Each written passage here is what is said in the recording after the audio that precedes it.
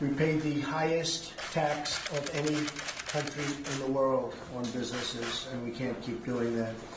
Last week, I repeated my principles for tax reform. First, we must make the tax code as simple as possible. It's extremely complex, it's not fair, and it's extremely hard to understand. So we want to make it as simple as possible. Second, we must provide tax relief for middle-class workers and families.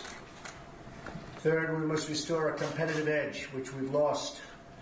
We're doing fine, but we lost the competitive edge. You see what's going on all over the world. So we can have real job growth throughout America. We can't be the jobs magnet of the world if we continue to tax our industries at rates 60% higher than companies in other countries. Can't do it. And finally, we must bring back trillions of dollars that are currently parked overseas. We have, in my opinion, $4 trillion. $4 trillion. Massive amounts of money that can't come back to our country because of our tax code and because of the rates. And this is more than just tax reform. This is tax cutting, to put it in a very simple term. We're going to cut taxes. We're going to reduce taxes for people, for individuals, for middle-income families. We're going to reduce taxes for companies, and those companies are going to produce jobs. Tax reform that follows these principles will create millions of new jobs and ensure that more products are stamped with the very beautiful letters and words, made in the USA. It's time to lower our taxes, bring back our wealth, and make America the jobs magnet that it can become. And pretty quickly, it's really, in other words, an expression, I don't know if too many of you have heard it, it's time to make America great again. Has anybody heard that expression? I don't think so. So that's what we're doing. We're making America great again. You see it in the numbers. You see it with jobs. You see it with companies moving back in. They're moving back in at very, very big numbers. They're coming back into our country. You haven't seen that for a long time, so we're very proud of that. So we're now going to discuss tax reform and tax cuts, and I appreciate you being here. Thank you, everybody, very much.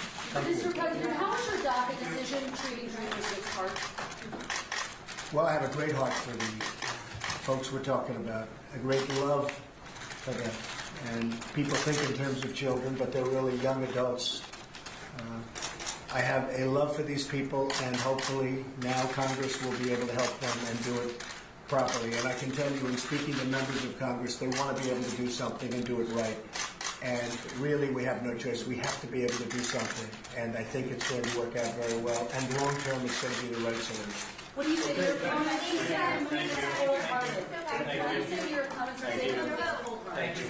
Thank you very much, everybody. Thank you. I was just handed 3 pages worth of a statement from former President Barack Obama. So I'm just going to sit here and read every single word of this to all of you. This is what we just got from President Obama. He writes, "Immigration can be a controversial topic. We all want safe, secure borders and a dynamic economy, and people of goodwill can have legitimate disagreements about how to fix our immigration system so that everybody plays by the rules. But that's not what the action that the White House took today is about. This is about young people who grew up in America, kids who study in our schools, young adults who are starting careers, patriots who pledge allegiance to our flag. These dreamers are Americans in their hearts, in their minds, in every single way but one, on paper. They were brought to this country by their parents, sometimes even as infants. They may not know a country besides ours. They may not even know a language besides English. They often have no idea they are undocumented until they apply for a job or college or a driver's license. Over the years, politicians of both parties have worked together to write legislation that would have told these young people, our young people, he writes, that if your parents brought you here as a child, if you've been here a certain number of years, and if you're willing to go to college or serve in our military, then you'll get a chance to stay and earn your citizenship. And for years while I was president, I asked Congress to send me such a bill. That bill never came. And because it made no sense to expel talented, driven, patriotic young people from the only country they know, solely because of the actions of their parents, my administration acted to lift the shadow of deportation from these young people so that they could continue to contribute to our communities and to our country. We did so based on the well-established legal principle of prosecutorial discretion deployed by Democratic and Republican presidents alike, because our immigration enforcement agencies have limited resources, and it makes sense to focus those resources on those who come illegally to this country to do us harm. Deportation of criminals went up. Some 800,000 young people stepped forward, met rigorous requirements, and went through background checks, and America grew stronger as a result. But today, that shadow has been cast over some of our best and brightest young people once again. To target these people is wrong because they have done nothing wrong. It is self-defeating because they want to start new businesses, staff our labs, serve in our military, and otherwise contribute to a country we love. And President Obama writes, it is cruel. What if our kid's science teacher or our friendly neighbor turns out to be a dreamer? Where are we supposed to send her? To a country she doesn't know or remember, with a language she may not even speak?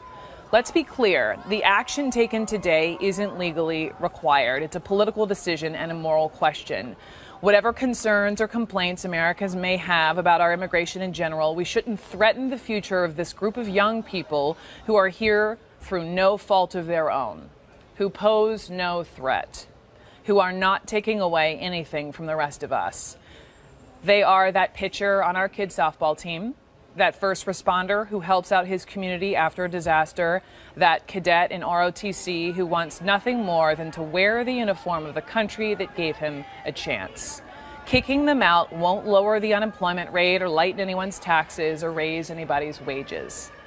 It is precisely because this action is contrary to our spirit and to common sense that business leaders, faith leaders, economists, and Americans of all political stripes called on the administration not to do what it did today. And now that the White House has shifted its responsibility for these young people to Congress, it is up to members of Congress to protect these young people in our future. I'm heartened by those who've suggested that they should, and I join my voice with the majority of Americans who hope they step up and do it with a sense of moral urgency that matches the urgency these young people feel. Ultimately, this is about basic decency. Last two graphs here.